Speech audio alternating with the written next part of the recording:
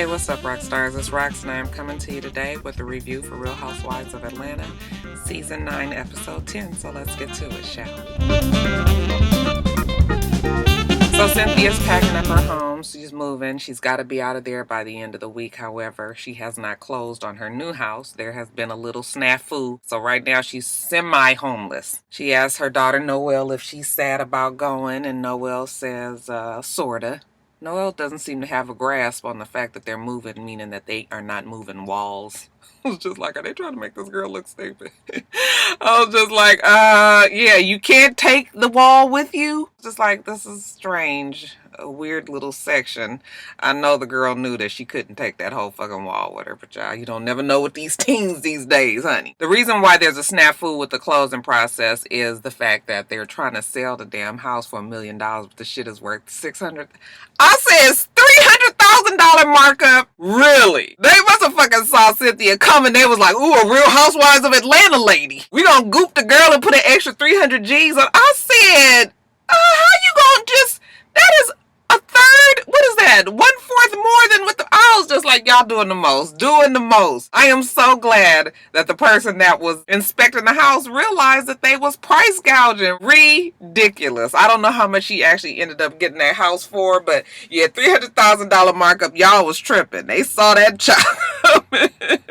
Not so fast. Anyway, the day comes that she has to move out of her town home, and you know, we just get a little flashback of all the good times and the bad times that she's had. Okay, she burned the friendship contract there. She was sexy for her man there. Her and Nene's back and forth friendship. We even saw when Phaedra got busted on the fake date of when Mr. President was being born. So yeah, a lot has gone on there. I'm sure she's sad to see her little townhouse go, but shit, moving into that place that she's moving into, I'm sure she'll get over it quick enough.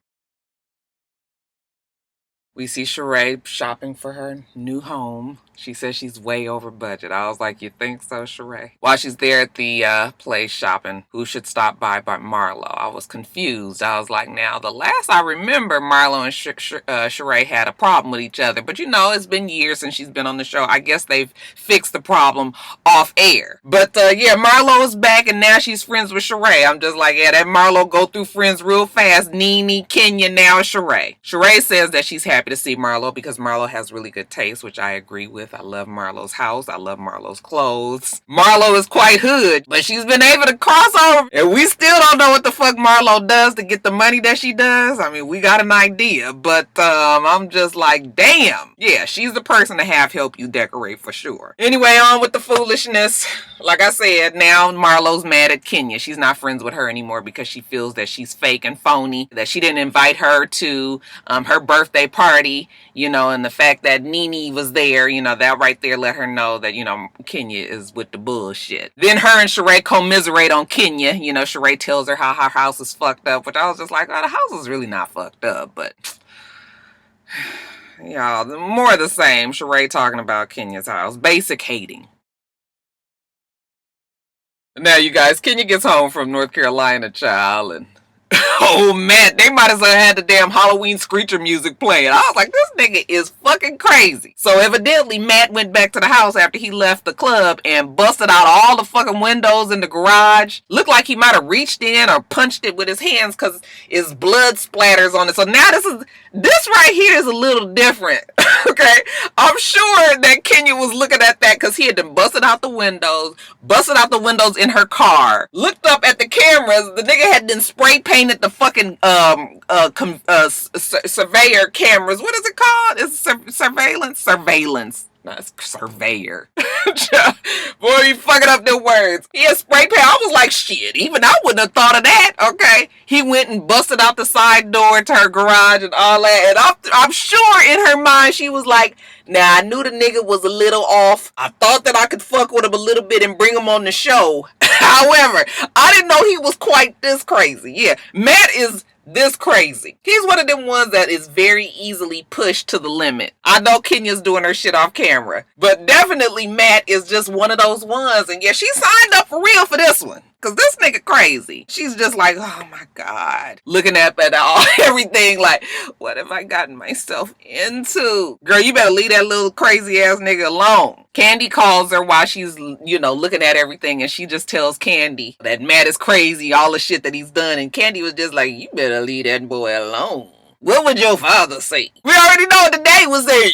You need to get a restraining order.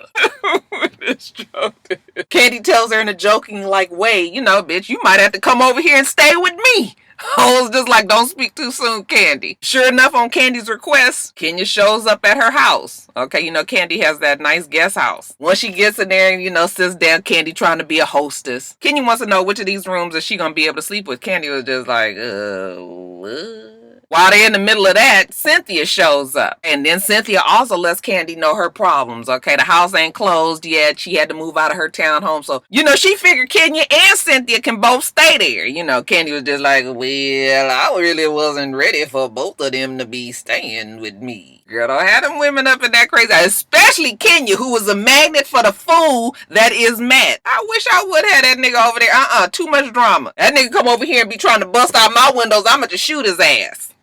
Shit. But anyway, while they there, the story gets back on Phaedra and Portia and Shereé and the lunch and how, they got in this conversation. And, I was just like, I don't feel like talking about that again, because how many episodes really are they going to talk about this argument that Kandi and Portia had about Phaedra? Y'all already know it's the same old same. Now, Phaedra's overnight camp is coming up in Detroit, and, she's got this pop-up shop that she has happening for the weekend. I remember when they were having it out here in Atlanta, because they were all over Instagram. They was trying to get a lot of people out there to, come to the pop-up shop. I was just like, damn, are they not having, when you saw the thing on TV, it looked like it was a whole bunch of people there, but on Instagram, I swear they was making it seem like it was nobody there. So I was wondering if people didn't show up till late. You know how colored people be, CPT. Cynthia calls Phaedra about the event, because she wasn't at the sit down when Phaedra first told the girls about it, and she's just asking her about, what it's gonna be and how many tables and this, that, and the other. Cynthia got to get all of the details. Now, Kenya goes to Phaedra's office, and this is real interesting considering the bad blood that Kenya and Phaedra have had for years in the past. Okay, I guess they've turned over a new leaf. Kenya wants to talk to Phaedra about, the fuck shit that Apollo had put her through. Okay, she been used to being with a nigga that's crazy. So she gets there, and, Phaedra's just like, oh, I'm so surprised to see you. What do I owe the privilege of your presence? Kenya gets all choked up. Well, Matt, he's just busted out all the windows in my garage and the door in my car. And, Phaedra was just like, oh my Lord, child, really? She was just like, yeah, and, it's too much now. Okay, Phaedra says, yeah, it's draining, it's scary, okay? At the end, when me and Apollo was going through the worst of the worst, I didn't even know him. He had changed totally. I don't think that Phaedra's situation is the same as Kenya's situation. I mean, first of all, Phaedra was married to this man. They have children together. Okay, they had property together. I mean, they had things together. Now, what does Kenya have with Matt?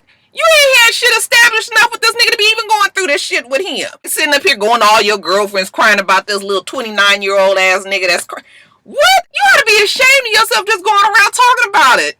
Fully grown, established 45-year-old woman putting up with this. Child, that ding show must be something. It must be. Phaedra asks her, does she love him? And she says that she loves what he could be. Here we go again with that fucking potential.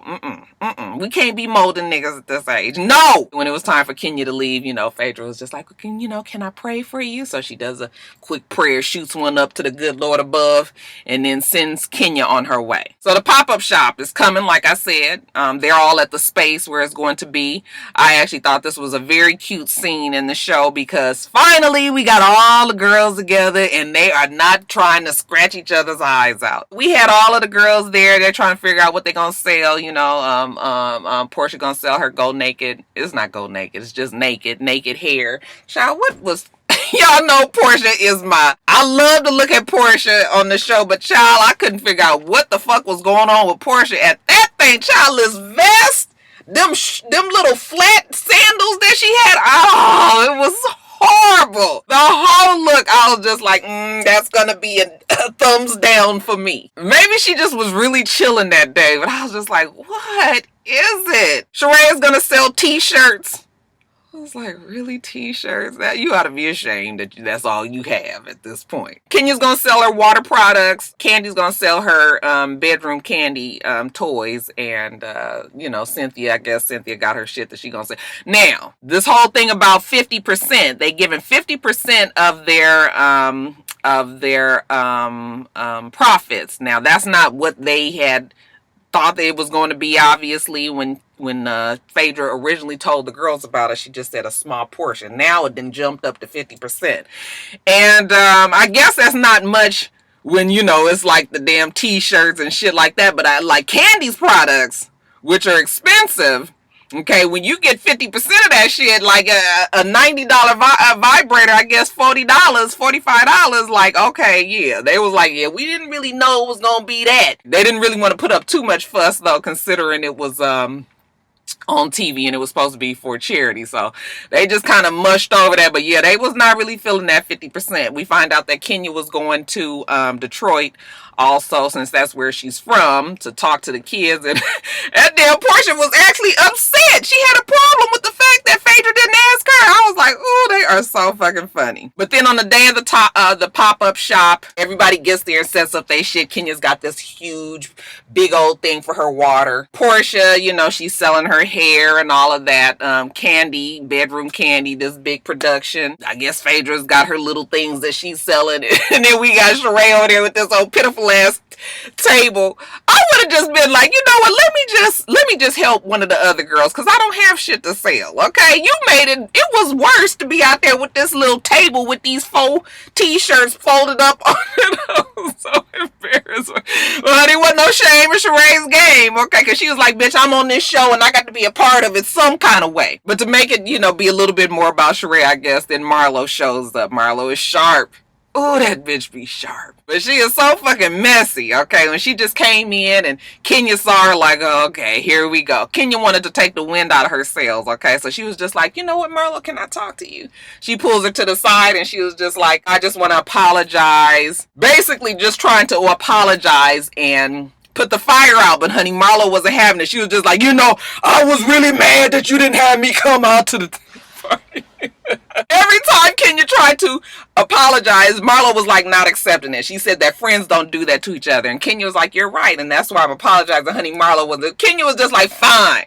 You want to be mad? Fine. Okay, I apologize. We not fixing to get into it here. Marlo really wanted a scene, but she didn't really get it the way she wanted to. She went back over to Shereé and, you know, it was very anticlimactic. I was just like, girl, that didn't quite work out the way you had planned it to be, huh? That's pretty much it. We saw Apollo's parents came. I think we have seen one of Apollo, like the dad or somebody. Didn't somebody come to the wedding or something? I think I remember seeing one of them there. So, yeah, Apollo's people came. But that's pretty much it. It looked like it was a success.